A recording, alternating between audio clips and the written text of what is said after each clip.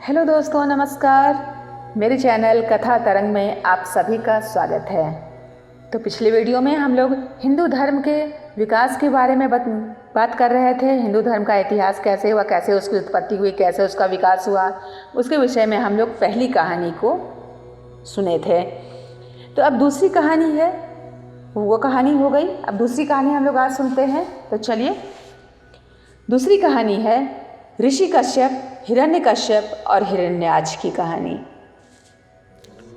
जैसा कि हम पहले बता चुके हैं, संपूर्ण धरती पर पहले जल ही जल था। जब जल हटा तो धरती का सर्वप्रथम हिस्सा जो प्रकट हुआ वह मेरु पर्वत के आसपास का क्षेत्र था। यह पर्वत हिमालय के बीचों बीच का हिस्सा है। यहीं पर कैलाश पर्वत भी है। कश्मीर को कश्यप ऋषि के कुल के लोगों ने ही बसाया था। कश्यप ऋषि के कारण ही उसका नाम कश्मीर पड़ा है। ऋषि कश्यप एक ऐसे ऋषि थे जिन्होंने बहुत सी स्त्रियों से विवाह कर अपने कुल का विस्तार किया था। आदिम काल में जातियों की विविधता आज की अपेक्षा कई गुना अधिक थी। ऋषि कश्यप ब्रह्मा जी के मानस पुत्र, मरीचि के विद्वान पुत्र थे।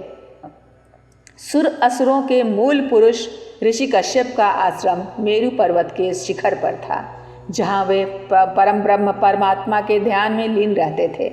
समस्त देव, दानव और मानव ऋषि कश्यप की आज्ञा का पालन करते थे। कश्यप ने बहुत से स्मृति ग्रंथों की रचना की थी।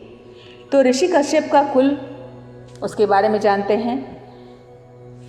ऋषि कश्यप के बारे में पुराणों में कहा गया है कि पुराणों के अनुसार सृष्टि की रचना और विकास के काल में धरती पर सर्वप्रथम भगवान ब्रह्मा जी प्रकट हुए। ब्रह्मा जी से दक्ष प्रजापति का जन्म हुआ। ब्रह्मा जी के निवेदन पर दक्ष प्रजापति ने अपनी पत्नी असिवनी के गर्भ से 66 कन्याएं पैदा की। इन कन्याओं में से 13 कन्याएं ऋषि कश्यप की पत्नी बनी। मुख्यतः इन्हीं कन्याओं से सृष्टि का विकास हुआ और कश्यप सृष्टिकर्ता कहलाए। उल्लेखनीय है कि ब्रह्मा के पुत्रों के कुल के लोगों ने ही आपस में रोटी बेटी का संबंध रखकर कुल का विस्तार किया। कश्यप की पत्नियां, अभी हम लोग ने सुना कि कश्यप जो है, प्रजापति दक्ष ने अपने 13 कन्याओं का विवाह कश्यप से किया। वो 13 कन्याएं कौन कौन थी, इसके विषय में भी देख लेते हैं। ऋषि कश्यप की पत्नियां, ऋषि कश्यप की अदिति, दीति, दनु, काष्ठा, अरिष्ठा, सुरसा, ईला, मुनि, क्रोधवसा, ताम्रा, सुरभि, सुरसा, तिमि, विनिता, कद्रु, पतांगी और यामिनी आदि पत्नियां थीं। इन पत्नियों की कहानी भी बड़ी रोचक है। हाँ, तो आपको इन कहानियों के विषय में पता होना चाहिए क्योंकि इन्हीं से पूरी सृष्टि व्याप्त हुई है। इन्हीं के जो पुत्र हुए हैं उन्हीं से सारी सृष्टि व्याप्त हुई है। तो सबसे पहले हम लोग अदिति के बारे में जानते हैं, सुनते हैं। तो अदिति, पुराणों के अनुसार कश्यप ने अपनी पत्नी अदिति के गर्भ से 12 आदित्यों को जन्म दिया, जिनमें भगवान नारायण का वामन अवतार भी शामिल था। ये 12 पुत्र इस प्रकार थे: विवस्वान, अरिमा, पूषा, त्वष्टा, सविता, भग, धाता, विधाता, वरुण, मित्र, इंद्र और त्रिविक्रम। माना जाता है कि ऋषि कश्यप के पुत्र विवस्वान से वैवस्वत मनु का जन्म हुआ। वैवस्वत मनु को इक्ष्वाकु, नृग, धृष्ट, सरयाति, नरिष्यंत, प्रांशु, नाभाग, दृष्ट, करुष और पृषघ्र नामक 10 श्रेष्ठ पुत्रों की प्राप्ति हुई। इनके ही कुल में आगे चलकर राम हुए। यह सूर्यवंशियों का कुल था, जबकि चंद्रवंशियों की उत्पत्ति ब्रह्मा के पुत्र अत्रि से हुई थी। ब्रह्मा से अत्रि, अत्रि से चंद्रमा, चंद्रमा से बुध, बुध से पुरुरवा, पुरुरवा से आयु, आयु से नहुष, नहुष से यति, यति अयाति, संयाति, आयति, व्याति और कृति नामक 6 महाबलशाली पुत्र हुए थे। दूसरी पत्नी थी दीति। कश्यप ऋषि ने दीति के गर्भ से हिरण्यकश्यप और हिरण्याक्ष नामक 2 पुत्र एवं सिंहिका नामक 1 पुत्री को जन्म दिया। श्रीमद् भागवत के अनुसार इन 3 संतानों के अलावा दीति के गर्भ से कश्यप के 49 अन्य पुत्रों का जन्म भी हुआ जो कि मरुदन कहलाए। कश्यप के ये पुत्र निसंतान रहे, जबकि हिरण्यकश्यप के 4 पुत्र थे, अनुहलाद, हल्लाद, भक्त प्रहलाद और संहलाद। देवासुर संग्राम। उन दोनों के पुत्रों को सुर और दीति और अदिति, इन दोनों के जो पुत्र हुए उन्हें अदिति के पुत्रों को असुर और अदिति के पुत्रों को सुर कहा जाता है, देवता और दैत्य। दोनों के पुत्रों को सुर और असुर कहा जाता है, देवता और दैत्य। दोनों के ही पुत्रों में धरती पर स्वर्ग के अधिकार को लेकर घनघोर युद्ध होता था। अब जानते हैं 2 भाई हैं, देवता और दैत्य, ये नहीं कि दोनों अलग अलग हैं, दोनों भाई ही हैं, दोनों के पिता एक ही हैं, बस माताएं अलग अलग हैं। तो भाइयों में हमेशा झगड़ा होता ही रहता है। यही चीज़ देवता और दैत्यों में भी होता रहता था। तो दोनों के पुत्रों में धरती पर स्वर्ग के अधिकार को लेकर घनघोर युद्ध होता था। माना जाता है कि देवासुर संग्राम लगभग 12 बार हुआ। इन दोनों के पुत्रों में अदिति के पुत्र इंद्र और विवस्वान की प्रतिद्वंदिता अदिति के पुत्र हिरण्यकश्यप और हिरण्याक्ष से चलती रहती थी। अदिति के पुत्र वरुण देव और असुर दोनों को ही प्रिय थे, इसलिए उनको असुरों का समर्थक भी माना गया है। वरुण देव जल के देवता हैं, तो जल सभी को प्रिय है, इसलिए जो है जल से कोई बैर नहीं रखना चाहता है, इसलिए देवता और दैत्य दोनों ही उनसे सामंजस्य बना के चलते थे। तो अब हिरण्याक्ष के बारे में जानते हैं। हिरण्याक्ष एक भयंकर दैत्य था। वह तीनों लोकों पर अपना अधिकार चाहता था। हिरण्याक्ष का दक्षिण भारत पर राज्य था। ब्रह्मा से युद्ध में अजय और अमरता का वर मिलने के कारण उसका धरती पर आतंक हो चला था। हिरण्याक्ष भगवान वराह रूपी विष्णु के पीछे लग गया था और वह उनके धरती निर्माण के कार्य की खिल्ली उड़ाकर उनको युद्ध के लिए ललकारता था। वराह भगवान ने जब रसातल से बाहर निकलकर धरती को समुद्र के ऊपर स्थापित कर दिया, तब उनका ध्यान हिरण्याक्ष पर गया। आदि वराह के साथ भी महाप्रबल वराह सेना थी। उन्होंने अपनी सेना को लेकर हिरण्याक्ष के क्षेत्र पर चढ़ाई कर दी और विंध्यगिरि के पास प्रसूत जल समुद्र को पार कर उन्होंने हिरण्याक्ष के नगर को घेर लिया। संगमनेर में महासंग्राम हुआ और अंततः हिरण्याक्ष का अंत हुआ। आज भी दक्षिण भारत में हिंगोली, हिंगन घाट, हिंगना नदी तथा हिरण्याक्षगण, हैंगरे नामों से कई स्थान है। उल्लेखनीय है कि सबसे पहले भगवान विष्णु ने नील वराह का अवतार लिया और फिर आदि वराह बनकर हिरण्याक्ष का वध किया। इसके बाद श्वेत वराह का अवतार नृसिंह अवतार के बाद लिया। इसी तरह से हिरण्यकश्यप का पुत्र प्रहलाद भगवान विष्णु का भक्त था। हिरण्यकश्यप को यह अच्छा नहीं लगता था कि वह हमेशा भगवान की आराधना में लीन रहता था। हिरण्याक्ष की तरह वह भी चाहता था कि संपूर्ण धरती के देव, दानव और मानव मुझे ईश्वर माने। हिरण्यकश्यप को मारने के लिए भगवान विष्णु को नृसिंह का अवतार लेना पड़ा। भक्त प्रहलाद की कहानी आप सभी लोग जानते ही हैं। होलिका दहन और नृसिंह जयंती इसी सब की याद में मनाया जाता है। इसके बाद हम लोग इसी वीडियो में तीसरी कहानी भी देख लेते हैं। तीसरी कहानी है बाली और बामन की कहानी। दानवीर बलि के नाम से आप सभी लोग जानते ही हैं। तो महाबली बलि अजर अमर हैं। कहते हैं कि वो आज भी धरती पर रहकर देवताओं के विरुद्ध कार्य में लिप्त हैं। चूँकि वो दैत्यों के राजा थे तो हमेशा देवताओं के विरुद्ध ही रहते थे, लेकिन उनको ये भी वरदान था कि वो हमेशा अमर रहेंगे। इसलिए अमर लोगों में एक बलि का भी नाम है। तो पहले उनका स्थान दक्षिण भारत के महाबलीपुरम में था, लेकिन मान्यता अनुसार अब मरुभूमि अरब में है, जिसे प्राचीन काल में पाताल लोक कहा जाता था। अहिरावण भी वहीं रहता था। समुद्र मंथन में उसे घोड़ा प्राप्त हुआ था, जबकि इंद्र को हाथी। और इसी वजह से उनका वो घर था, अरब साइड में ही उनका घर था। इसलिए अरब में घोड़ों की तादाद ज़्यादा मात्रा में पाई जाती है, जबकि भारत में हाथियों की संख्या ज़्यादा होती है, क्योंकि जो समुद्र मंथन से घोड़ा निकला था वो उन लोगों को प्राप्त हुआ था और हाथी इंद्र को प्राप्त हुआ था। तो इसलिए भारत में हाथियों की संख्या है, अरब में घोड़ों की संख्या है। शिव भक्त असुरों के राजा बलि की चर्चा पुराणों में बहुत होती है। वह अपार शक्तियों का स्वामी लेकिन धर्मात्मा था। वह मानता था कि देवताओं और विष्णु ने उनके साथ छल किया। हालांकि बाली विष्णु का भी भक्त था। भगवान विष्णु ने उसे अजर अमर होने का वरदान दिया था।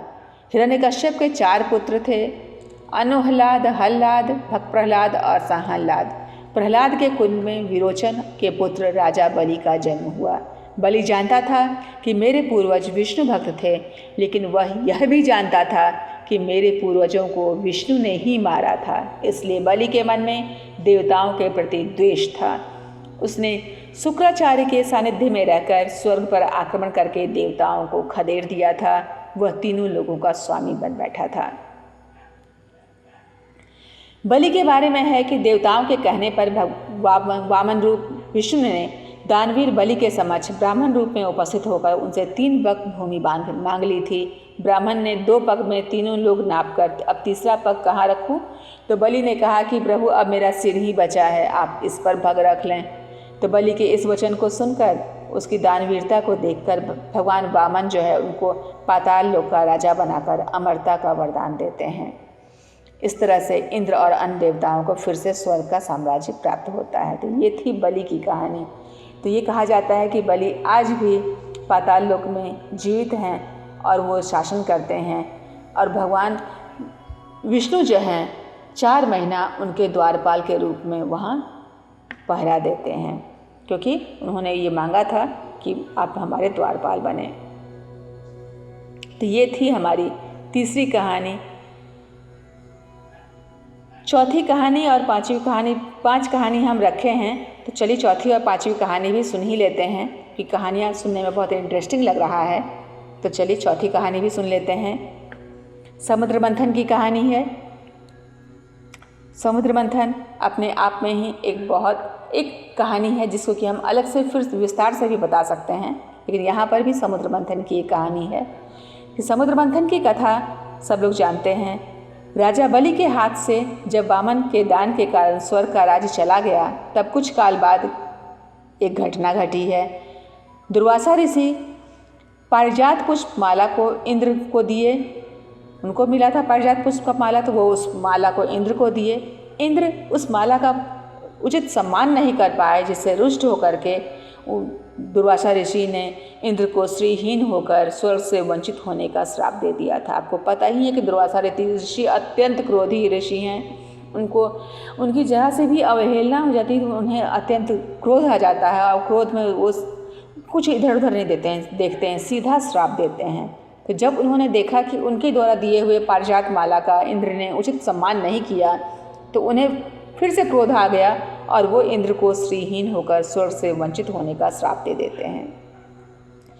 ये समाचार लेकर शुक्राचार्य दैत्यराज बलि के दरबार में पहुंचते हैं। दैत्यराज बलि को कहते हैं कि हम इस अवसर का लाभ उठाकर असुरों को तुरंत आक्रमण करके स्वर्ग पर अधिकार करने का आदेश देना चाहिए, जिससे कि स्वर्ग पर अधिकार हो जाए।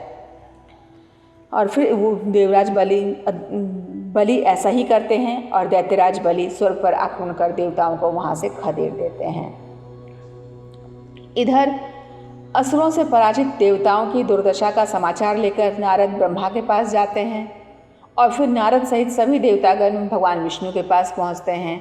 भगवान विष्णु सबको लेकर महादेव के पास पहुँचते हैं और सभी निर्णय लेते हैं कि समुद्र का मंथन किया जाए, है ना, और वह अमृत देवताओं को पिलाया जाए, क्योंकि जो है मंथन के बाद ये माना जा रहा था कि मंथन के बाद ही जो है वो अमृत समुद्र से निकलेगा, तो उस अमृत को देवताओं को पिलाया जाए, जिससे कि वो अमर हो सकें और फिर वो दैत्यों से युद्ध कर में लड़ने में सक्षम हो सकें। तो इस तरह से समुद्र मंथन की कहानी है। ये अभी हम शॉर्टकट में सुनाए हैं, इसको हम बृहद रूप से बाद में किसी और वीडियो में बताएंगे। तो इस तरह से ये समुद्र मंथन की कहानी हुई।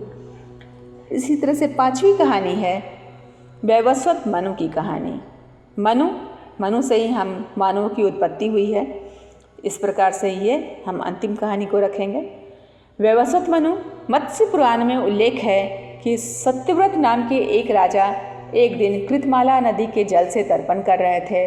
उस समय उनकी अंजलि में एक छोटी सी मछली आ गई।